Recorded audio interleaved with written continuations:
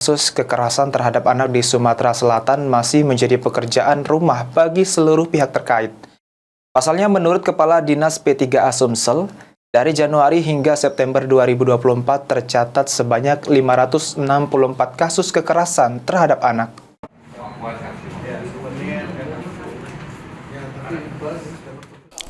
Kasus kekerasan terhadap anak secara nasional dan khususnya di Provinsi Sumatera Selatan masih menjadi pekerjaan rumah bagi seluruh pihak terkait.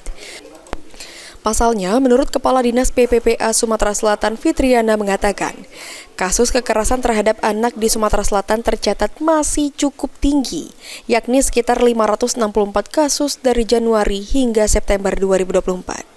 Sementara bentuk kekerasan anak bervariasi, mulai dari kekerasan fisik, kekerasan seksual, perdagangan orang, penelantaran, dan lainnya. Untuk daerah dengan kasus kekerasan anak tertinggi di Sumatera Selatan, yakni Kabupaten Ogan Komering Ilir, akademisi, masyarakat, dan juga CSR.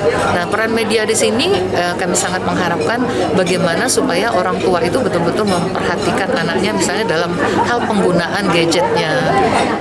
Ditambahkan Kepala DPPPA Sumatera Selatan Fitriana, mayoritas pemicu kasus kekerasan terhadap anak di Sumatera Selatan, diantaranya yakni kesalahan pola asuh dari orang tua, hingga kebiasaan anak memainkan gadget untuk menekan tingginya angka kekerasan di Sumatera Selatan.